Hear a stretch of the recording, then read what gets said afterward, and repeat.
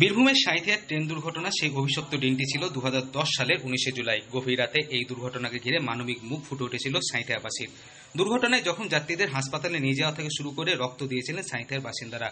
ওই দিনটির স্মৃতি মনে পড়লে আজও আঁতকে ওঠেন সাঁইথিয়ার এলাকার বাসিন্দারা। মৃতদের প্রতি শ্রদ্ধা জানানো হয় আজও।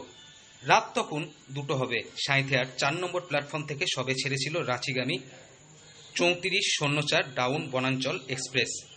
ঠিক সেই সময় দ্রুতগতিতে আসা শিয়ালদাগামী 3148 ডাউন উত্তরবঙ্গ এক্সপ্রেস সজোরে ধাক্কা মারে, আর তাতেই ঘটে এক বড় বিপত্তি। দুর্ঘটনার কবলে পড়ে 2 ট্রেনের যাত্রীরা। বেশ 14 বছরের স্মৃতি উস্কে দিচ্ছে আমাদের। গতকাল আমাদের রাজ্যের বুকে কাঞ্চনজঙ্ঘা যেভাবে অ্যাক্সিডেন্টের সম্মুখীন হলো, আমাদের সাঁইথিয়াতে 2010 সালে সেই রকমই একটি ঘটনার সাক্ষী রয়েছিলাম আমরা। তখন আমরা বয়স অনেক ছোট হলেও সেই মুহূর্তের সমস্ত স্মৃতিগুলো উস্কে দিচ্ছে কাঞ্চনজঙ্ঘা এক্সপ্রেসের সমস্তটাই। আমরা চাই এরকম দুর্ঘটনা যাতে না ঘটুক।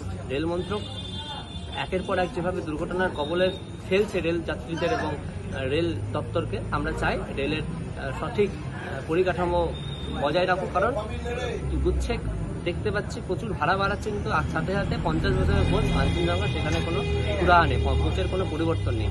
সাঁইথিয়ায় যেভাবে 2010 সালে জুলাই মাসে যেভাবে অ্যাক্সিডেন্টটি ঘটেছিল তা অত্যন্ত বেদনাকর ছিল। প্রচুর মানুষের হতাহত হয়েছে, প্রচুর মানুষ মারা গেছে।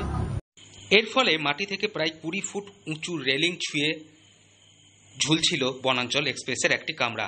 রাতেই মৃতের সংখ্যা দাঁড়িয়েছিল 44। পরে সিউড়ি, সাঁইথিয়ার বিভিন্ন হাসপাতাল, বর্ধমান ও কলকাতা হাসপাতালগুলিতে আরও 24 জনের মৃত্যু হয়েছিল। বহু যাত্রী জখম হয়েছিলেন। দুর্ঘটনার খবর ছড়িয়ে পড়তে রেল পুলিশ, এলাকার থানার পুলিশ কর্মীদের সঙ্গে নিয়ে উদ্ধার কাজে হাত মিলিয়েছিলেন সাঁইথিয়ার সব শ্রেণীর মানুষেরা।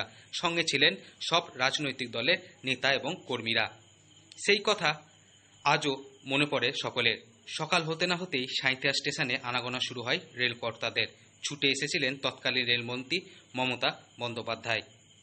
বীরভূমের সাঁইথিয়ার এক বাসিন্দা প্রীতম দাস আমাদের জানান, অনেক গ্রাম ছাড়া অনেক মানুষ গ্রাম থেকে শহরে আসছিল, তারা মারা গেছে। আমরা চাই এরকম ঘটনার যেন সাক্ষী না হতে হয় আর কোনোদিন।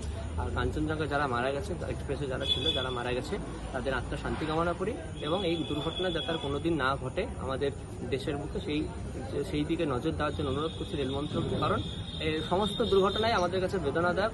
তাই চাই এই সব দুর্ঘটনা রেলমন্ত্রক উদাসীনতার জন্যই হচ্ছে আমার ব্যক্তিগত মত। এই দুর্ঘটনা থেকে আমরা কিছু না হলে হোক শিক্ষা পেয়ে সামনের দিকে যেন এগিয়ে যেতে পারি, আমাদের এটুকুই আবেদন রেল মন্ত্রক নিয়েছে। ধন্যবাদ। প্রীতম দাস, সাঁইথিয়া থেকে। সোমবার কাঞ্চনজঙ্ঘা এক্সপ্রেসের যে ঘটনা ঘটে, সেই ঘটনা আবার 2010 সালের সাঁইথিয়া রেল স্টেশনের যে ঘটনা, সেই ঘটনার কথা মনে করিয়ে দেয়। বীরভূম থেকে সৌভিক রায় রিপোর্ট, লোকাল 18 বাংলা।